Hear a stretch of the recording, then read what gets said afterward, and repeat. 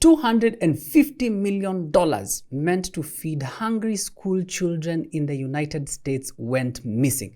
And some ended up feeding fraudsters, key amongst them a young Kenyan in his 20s and his brother. Now, I'm pretty much sure that most of you have been seeing this story going on around in the blogs. Now, they allegedly laundered the money by investing in real estate in various parts of Kenya. And we're going to get into that. Yes, you heard me. Now, during COVID pandemic, the US came up with relief programs. Now, these relief programs, the cash came from the United States Department of Agriculture's child nutrition programs, things like the Federal Child Nutrition Program. The idea was to feed low-income kids in Minnesota who couldn't get school meals during COVID lockdowns. And this is where the non-profit Feeding Our Future was supposed to channel those funds to local community groups and restaurants to serve actual meals to children. But here's the plot twist that Kenyans are missing. This was not aid meant for Kenya, okay? In as much as this whole story is involving some Kenyans over there, the money was not for Kenya. Nobody in Washington woke up and said, hey, let's feed Kenyan children with $250 million, you know? No, this money was for American children. Our country's only role in this drama was as a laundry basket. Yes, the thieves stole from US taxpayers, then came here to scrap the cash clean because apparently our real estate market is the hottest car wash for your dirty money since Panama, right? Now, how did it all go down? Now enter Aimee Bock. Okay, now Aimee Bock is the founder of a non-profit called Feeding Our Future. She's the one who was the founder of this, and as she's busy setting things up and wondering, how do we do this thing, then she linked up with this guy called Abdiaziz Farah. Now this guy is a Somali-American businessman who became her right-hand man in the scheme. Now together they cooked up fake invoices, fake names, fake meal counts, and then claiming they were feeding thousands of kids every single day. Now, the US government at the time was overwhelmed by pandemic relief applications here and there, and State Education Department was asleep just a bit, but it just kept approving these claims. I mean, it's all for the cause. It's here, okay, approve. Now, the fraudsters took advantage of that. Like, hey, you know what? There's a sleeping checks and balances here. These guys are sleeping, so we can do 1, 2, 3. Now, the fraudsters moved the cash into shell companies. Of course, we're talking about luxury cars, trips, jewelry, and this is where now Kenya entered the picture. Now, millions were sent to Kenya, including to Nairobi and Mandera, where the money was sunk into real estate. Now, a jury in Minnesota has already convicted Bock on fraud and bribery charges. That one is clear. Farah, the partner, got 28 years and a $48 million restitution bill. He's been told, return this money. And then comes the Kenyan connection. Yes, and this is where we are very much interested. Farah's younger brother. Now, on the real, the brother is Somali, and this guy called Ahmednaji Sheikh is Kenyan. Now, how he became Kenyan, I don't know, because I would have assumed, if you're my brother, if you're my blood brother, you are Somali, I am Kenyan. Does it make sense? Anyway, this guy was accused of laundering those millions that the brother was bringing into Kenya, and those stolen dollars. You may ask how was this money now flowing into Kenya? Now, this guy was the one receiving the millions from his brother. Okay, he's now sending them from the States, and he's labeling the transfers as family support. I wish I could be getting such kind of family support. My people in diaspora, I wouldn't mind some family support. Now, he would receive the family support, and then he would buy property in Nairobi and land in Mandera like he's the Somali Jeff Bezos. Okay. Now, at one point, he got a message saying, "You will be the rich. This is your brother. telling you this.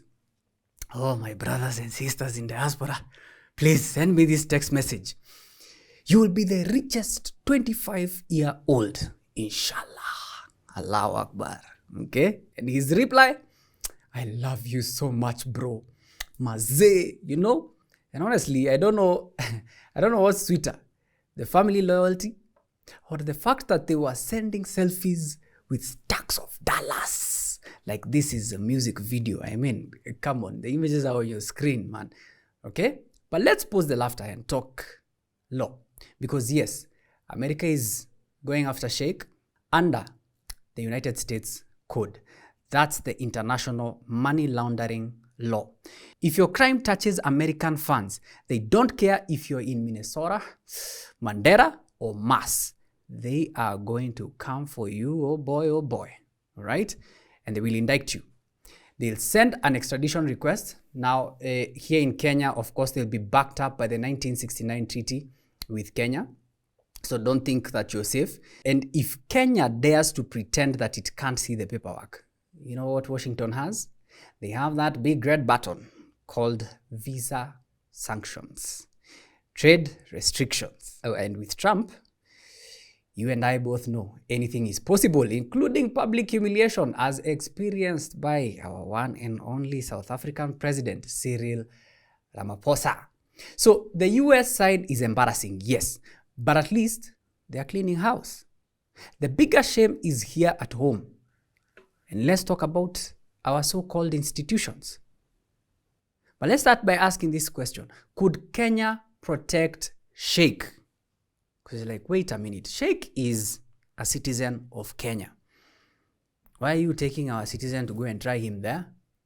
Now, technically, yes, he can be protected by Kenya under Extradition Act Cap 76. Kenya, of course, can refuse to surrender its own citizens and instead try them locally under POCAMLA, that is Proceeds of Crime and Anti-Money Laundering Act of 2009, or ASECA, Anti-Corruption and Economic Crimes Act of 2003. But let's not kid ourselves. When Washington calls, Nairobi just doesn't become Wakanda forever. Wakanda forever!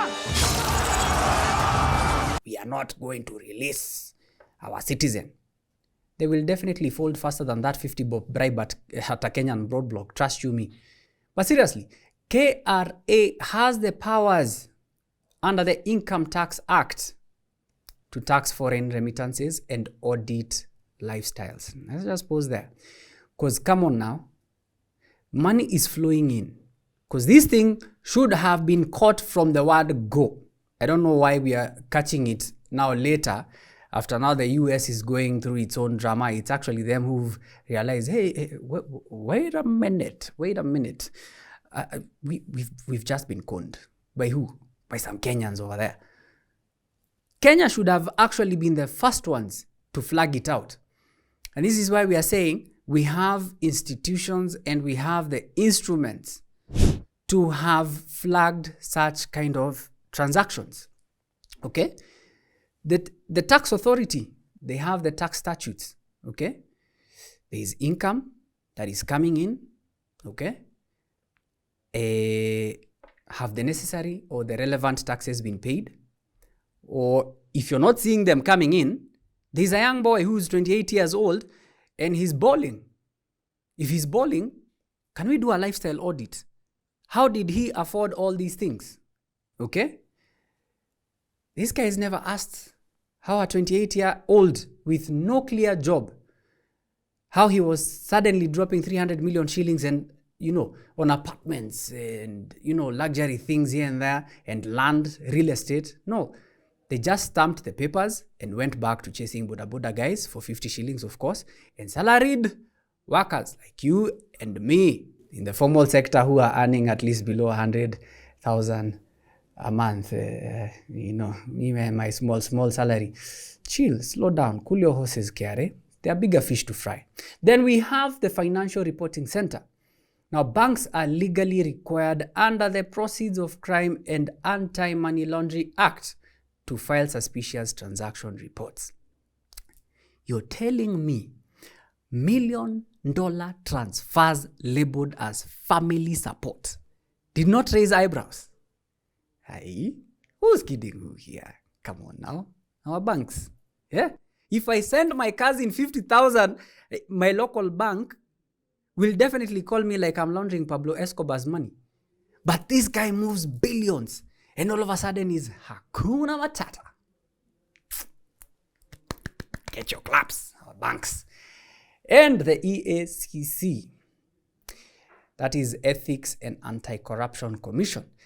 I know this is mostly for civil servants and all, but under Section 55 of the Anti-Corruption and Economic Crimes Act, they can seize unexplained assets. Under Article 40 of our Constitution, property rights don't apply if the wealth was acquired illegally.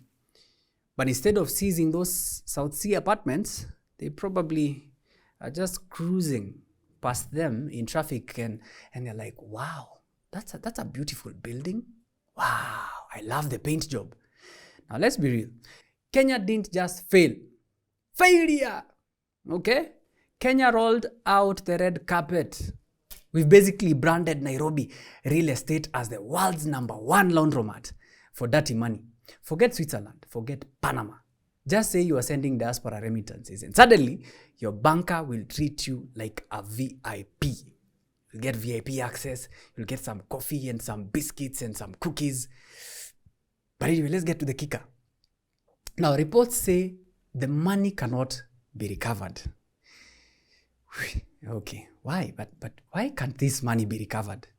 Anyway, it's definitely because the cash has already been spent or converted into assets in Kenya where the US courts have no jurisdiction.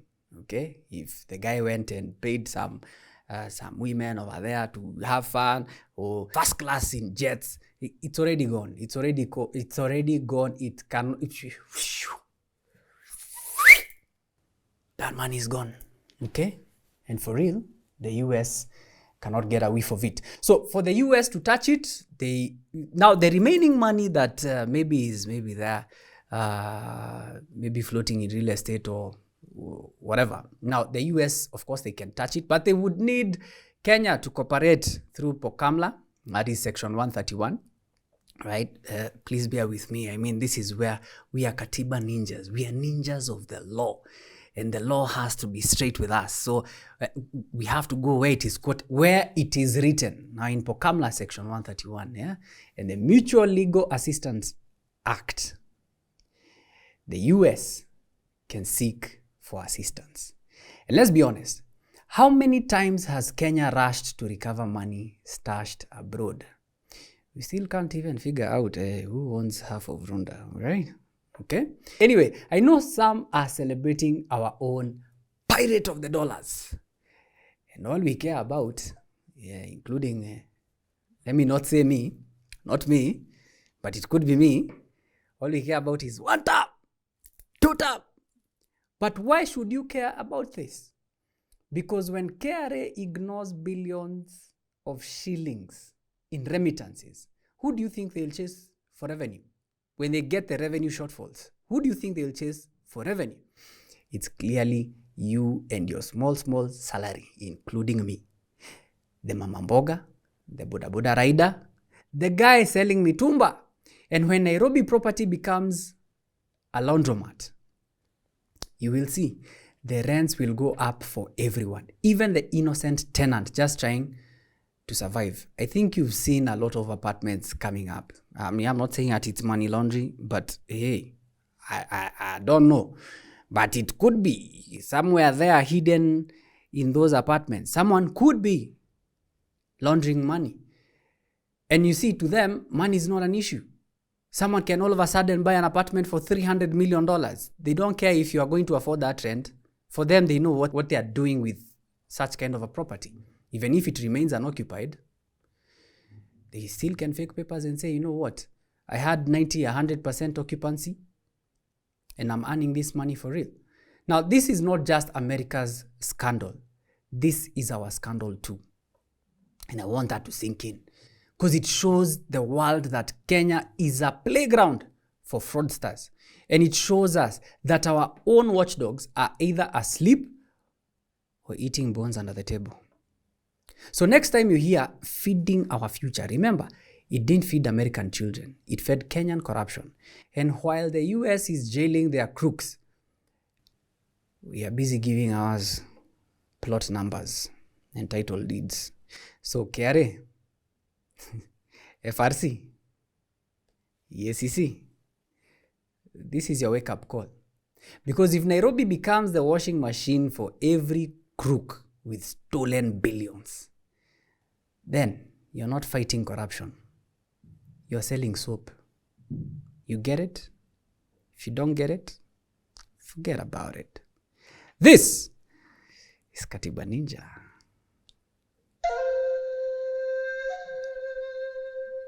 See you on the next one.